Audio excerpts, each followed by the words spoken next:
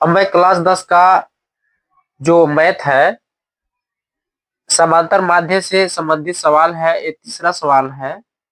सवाल कह रहा है कि 8 संख्याओं का समांतर माध्य 12 है। 9वीं संख्या अपठनीय है।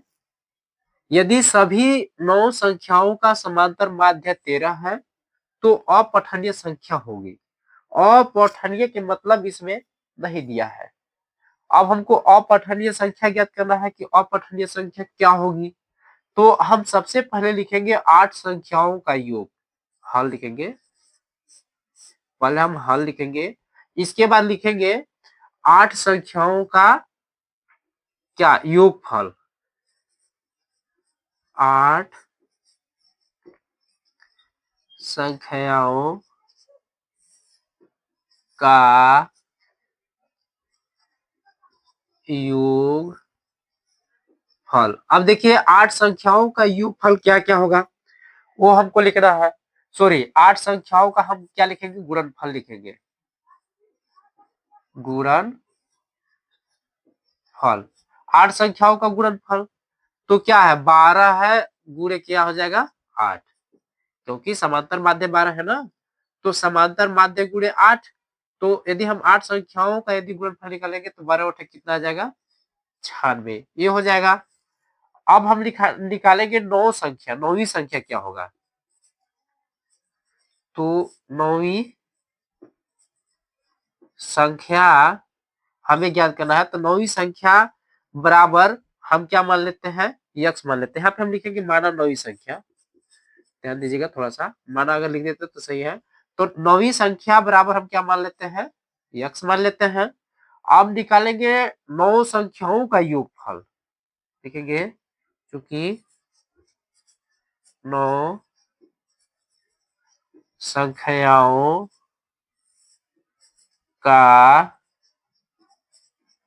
योग फल बराबर होगा 9 संख्याओं का योगफल क्या होगा, यानी जो समांतर माध्य है, जो 8 संख्याओं का जो गुणनफल निकाले थे वो प्लस एक्स, इस तरह से हो जाएगा 9 संख्याओं का योगफल। अब लिखेंगे इसलिए 9 संख्याओं का समांतर माध्य हम ज्ञात करेंगे। 9 संख्याओं का समांतर माध्य बराबर होगा 9 संख्याओं का समांतर माध्य कितना है 96 प्लस एक्स बटा यानी 9। तो यहाँ पे क्या करेंगे हम 9 करेंगे। अब देखिए जो 9 संख्याओं का जो समांतर माध्य जो दिया है, यहाँ पे देखिए 9 संख्याओं का जो समांतर माध्य दिया है वो कितना है 13। यहाँ पे हम क्या लिखेंगे 13 बराबर 96 प्लस एक्स बटा क्या हो जाएगा 9। इसका गुणा इसके साथ कर देंगे तो 13 9 कितना होता है 117। 96 प्लस क्या हो जाएगा यक्स।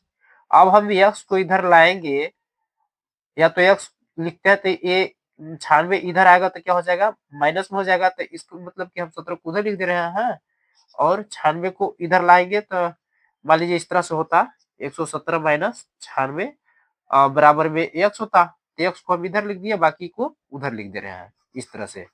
तब क्या हो जाएगा माइनस 96।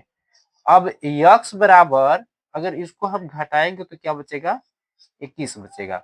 अब देखिए जो मेरा अपठनीय जो मान था ये 21 होगा, लिखेंगे अतः अपठनीय मान यक्स बराबर कितना आ जाएगा 21। यही हमारा क्या हो जाएगा आंसर। आप लोगों को ये सवाल अच्छी तरह से समझ में आ गया होगा।